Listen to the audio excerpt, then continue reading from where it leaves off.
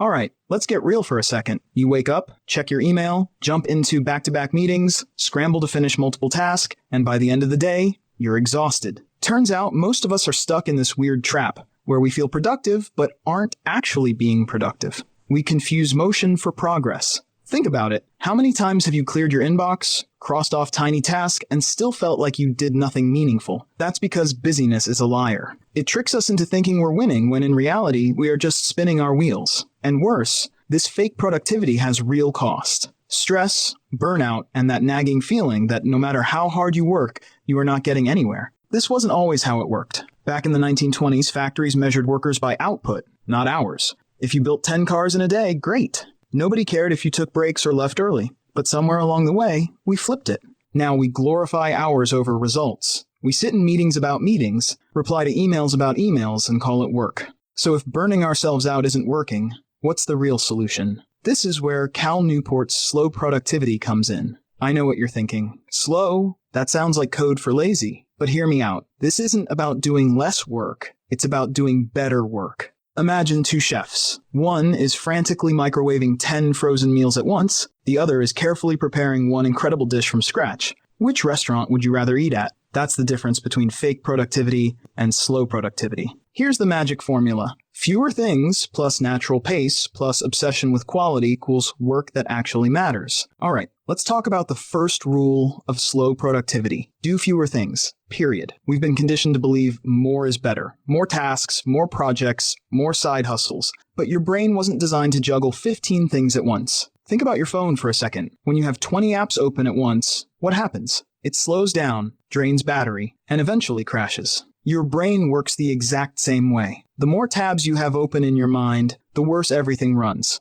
Warren Buffett has this brutal strategy for his pilot. He told him to write down his top 25 career goals, then circle just the top 5. The other 20, Buffett said to avoid them at all cost. Why? Because those pretty good goals would steal time and energy from the absolutely amazing ones. Instead of spreading yourself thin across a dozen mediocre projects, you go all in on 2 or 3 that actually matter. Like how Elon Musk built Tesla and SpaceX, but not at the same time. He focused on Tesla first, got it stable, then moved to SpaceX. Sequential excellence beats simultaneous mediocrity every time. Let's talk about Rule 2. Your brain isn't a machine that can run at maximum speed 24/7.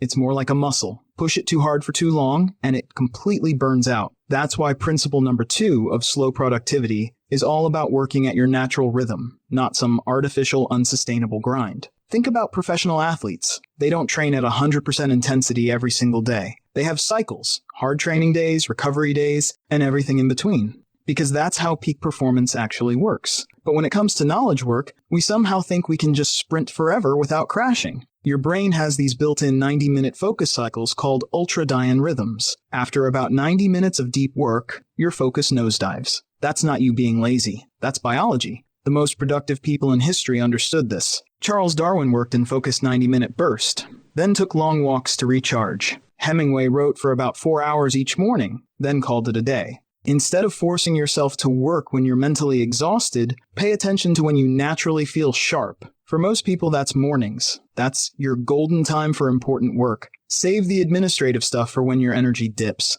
Take real breaks. Not just scrolling Instagram breaks, but actual get up and walk around breaks. The tortoise wasn't slow, he was strategic, and we all know how that race turned out. Rule 3. Obsess over quality. When was the last time you did something so good that it made you proud? Not just check the box and move on work, but something that actually made you step back and think, damn, I nailed this. That's what Principle 3 is all about, obsessing over quality. Not just getting things done, but getting them done right. Because nobody remembers the person who did 100 average things, but they definitely remember the one who did one exceptional thing. Look at Apple. They could have pumped out 10 mediocre phones a year, but instead, they focus on making one iPhone that blows people away. That's the power of quality over quantity. Obsessing over quality doesn't mean perfectionism. It means caring enough to make your work matter. All right, let's cut through the theory and get practical, because none of this matters if you don't actually apply it. Here's exactly how to start practicing slow productivity today. First, the 30-minute experiment. Tomorrow morning, block off just 30 minutes to do one important task with 0 distractions. No phone, no email tabs, no quick checks on social media. Just you and the work. You'll be shocked how much progress you make when you're not constantly switching gears. Second,